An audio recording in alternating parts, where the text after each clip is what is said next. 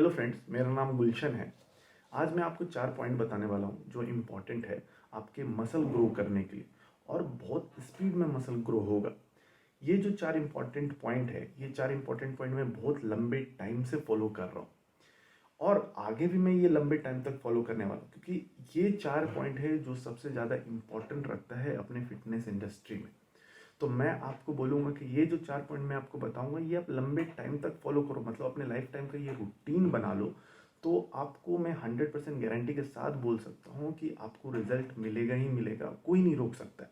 Exercise बहुत important है आपके मसल ग्रो करने के लिए। तो एक्सरसाइज आप वीक में 6 दिन भी कर सकते हैं, 5 डे भी कर सकते हैं और 4 डे भी कर सकते हैं। डिपेंड करता है कि आपका लाइफस्टाइल कैसा है। आपका बहुत ज़्यादा हेक्टिक शेड्यूल है, लाइफस्टाइल आपका बहुत ज़्यादा हेक्टिक है, तो आप वीक में 4 टाइम आप एक्सरसाइज करो। और जो कॉलेज स्टूडेंट है या उनके पास टाइम अच्छा है, वो एवरीडे जिम जा सकते हैं, तो मैं आपको सजेस्ट करूँगा वीक में आप 6 डे वर्कआउट किया करो। और जिसे वेट लॉस करना है या जिसे मसल गेन करना है और ज़्यादातर इंड्योरेंस में उतना ज़्यादा फोकस नहीं है, ज़्यादा एथलीट मतलब रनर नहीं है, जॉगिंग मतलब ज़्यादातर वो ओलंपिया ओलंपिया में ऐसा कुछ पार्टिसिपेट नहीं करने वाले हैं, सिर्फ फिटनेस के बारे में सोच रहे हैं, बॉडी बिल्डिंग के बारे में सोच रहे हैं, अच्छा फिजिक बनाने के लिए सोच रहे हैं, तो मैं आपको बोलूँ सजेस्ट करूँगा कि जब भी आप एक्सरसाइज करने जिम में जाएं तो आप ज़्यादातर वेट ट्रेनिंग करें और उसके बाद कार्डियो करें। या कोई कोई मैंने देखा है कि स्टार्टिंग में कार्डियो करते हैं फिर जाके वेट ट्रेनिंग करते हैं, वो भी राइट है। डिपेंड करता है कि आपका टारगेट क्या है, आप ज़्यादा इंड्योरेंस में फोकस्ड है या आप ज़्यादा वेट ट्रेनिंग में फोकस्ड है। उस हिसाब से पहले आप कार्डियो कर सकते हो, ज़्यादा इंड्योरेंस में फोकस है तो, और उसके बाद आप वेट ट्रेनिंग कर सकते हो।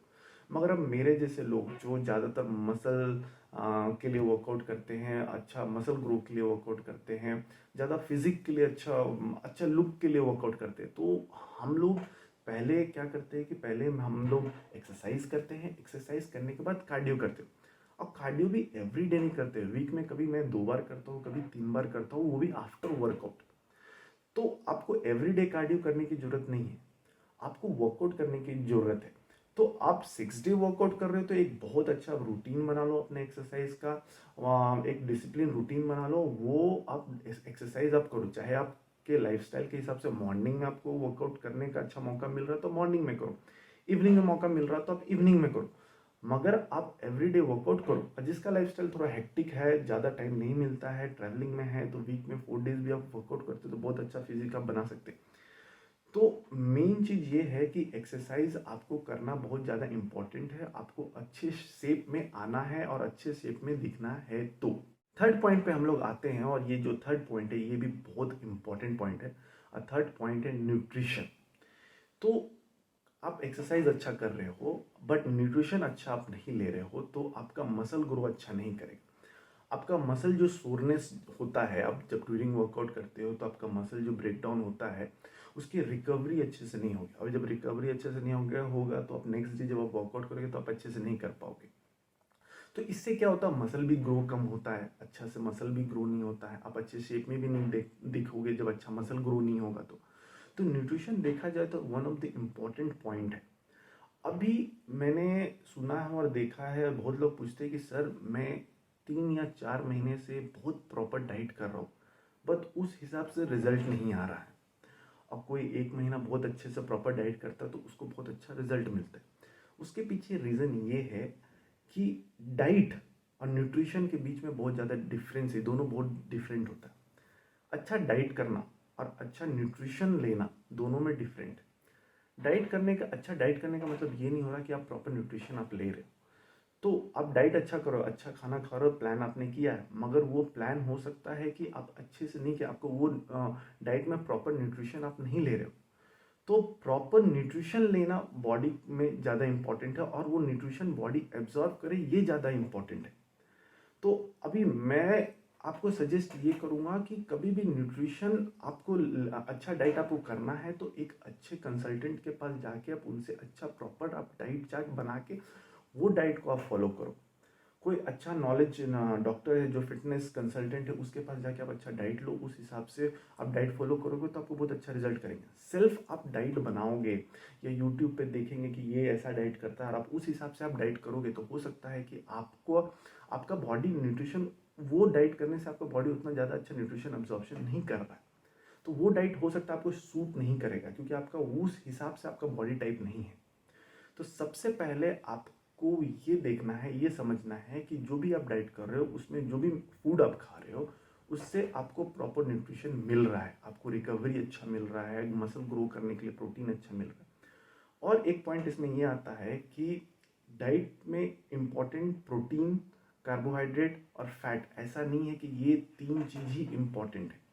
डाइट में विटामिन्स, मिनरल्स, ये सब भी बहुत ज़्यादा इम्पॉर्टेंट होता है आपके बॉडी के लिए, आपकी स्किन के लिए, आपके मसल के क्वालिटीज़ के लिए।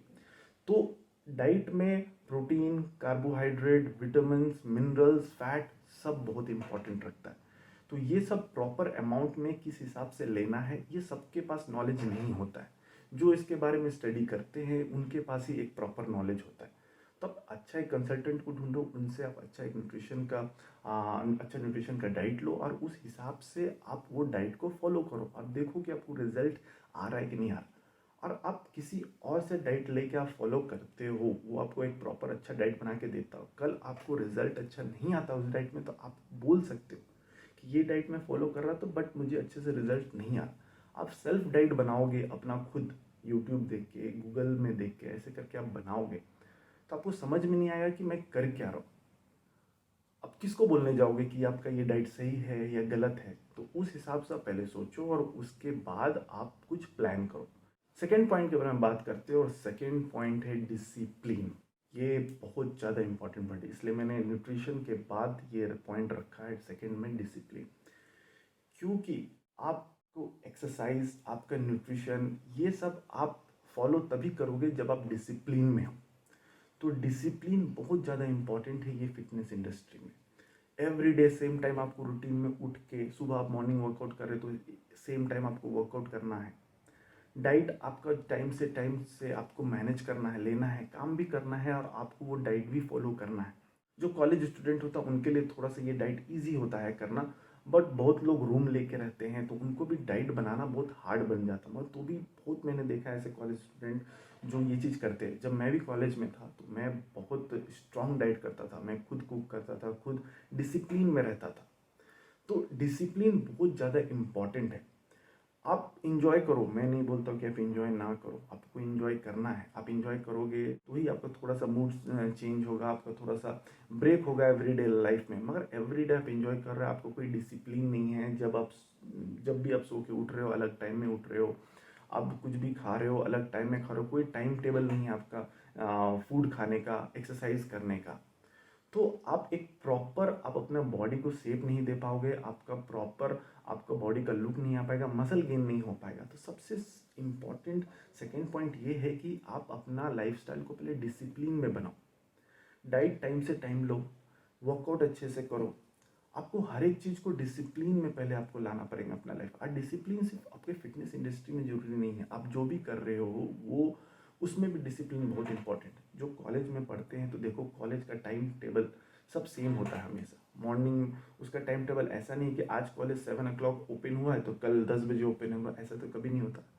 एवरीडे 7 o'clock उनका टाइमिंग रहता है, या जो भी टाइमिंग कॉलेज अपना डिसाइड करते हैं उस हिसाब से वो लोग खोलते हैं, उस हिसाब से क्लासेस करते हैं, डिसिप्लिन में रहते हैं।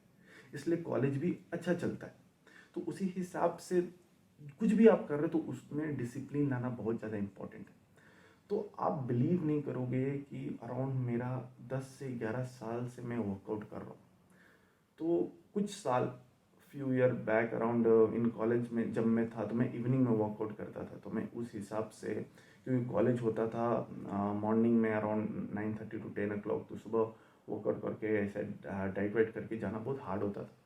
और इवनिंग में अराउंड 4:30 5 o'clock कॉलेज ख़त्म हो जाता था। तो मैं इवनिंग में वर्कआउट करता था, सुबह से डाइट फॉलो करता था, जितना हो पाता था उतना मैं मैनेज करता था। तो उस हिसाब से मैं 2 से 4 साल 5 साल मैंने इवनिंग में वर्कआउट किया, उस हिसाब से मैं डिसिप्लिन में रहा। अभी मैं मॉर्निंग में वर्कआउट करता हूँ, तो मॉर्निंग में वर्कआउट करता हूँ, फिर मैं उस हिसाब से अपना मील भी प्रिपेयर करता हूँ, उस हिसाब से मैं डिसिप्लिन में रहता हूँ।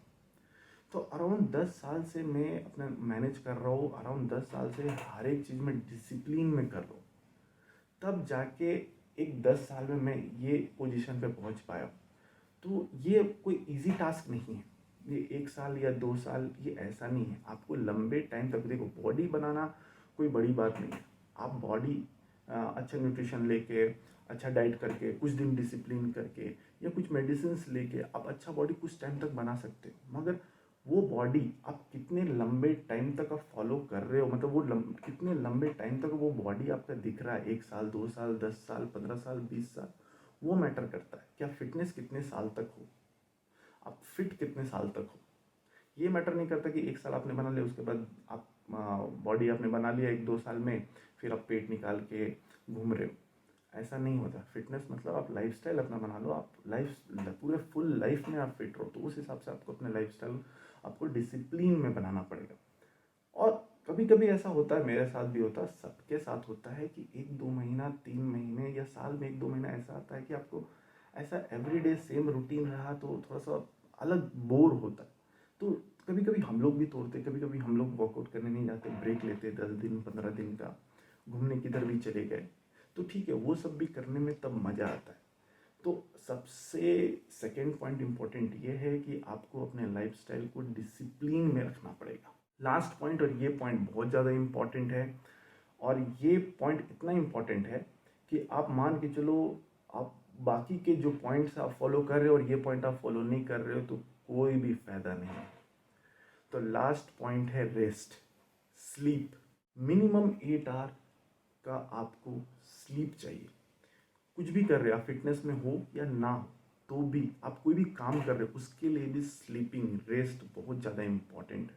आपका मसल जो सोरनेस होता है, आपका जो रिकवरी टाइमिंग है, सबसे ज़्यादा जब आप सोते हो तो उस समय बॉडी सबसे ज़्यादा रिकवर करता है।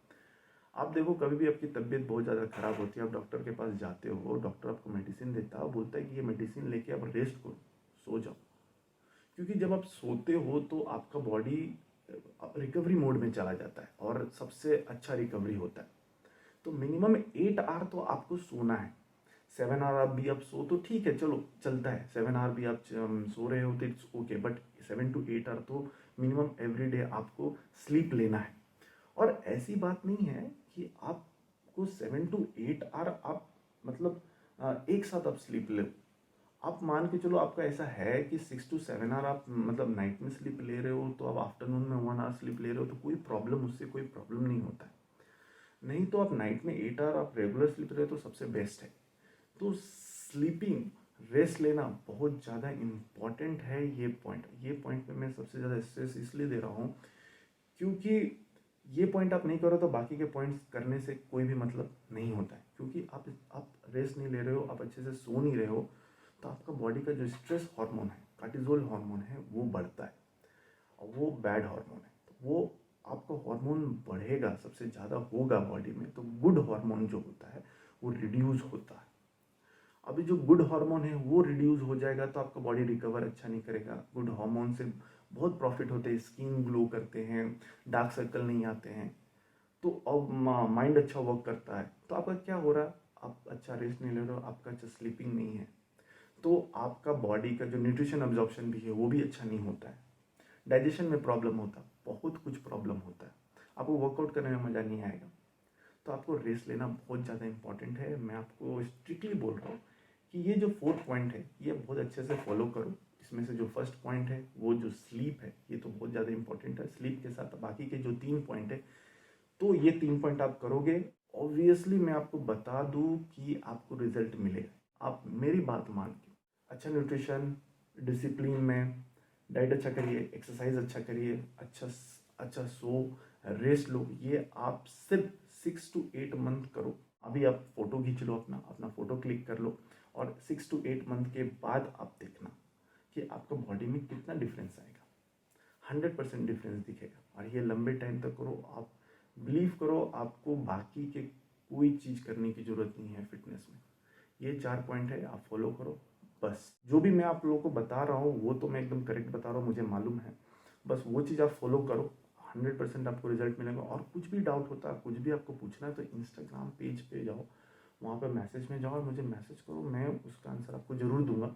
कुछ भी आपको डाउट है, कुछ भी पूछना है, कुछ भी इंक्वायरी है, तो आप पूछो मुझे इंस्टाग्राम पे, तो वो उसका मैसेज मैं चेक करता हूँ ज़्यादातर, तो मैं आपको ज़रूर आपको उसका आंसर दूंगा। तो thank you so much, take care. Next video में जल्दी ही मिलते हैं।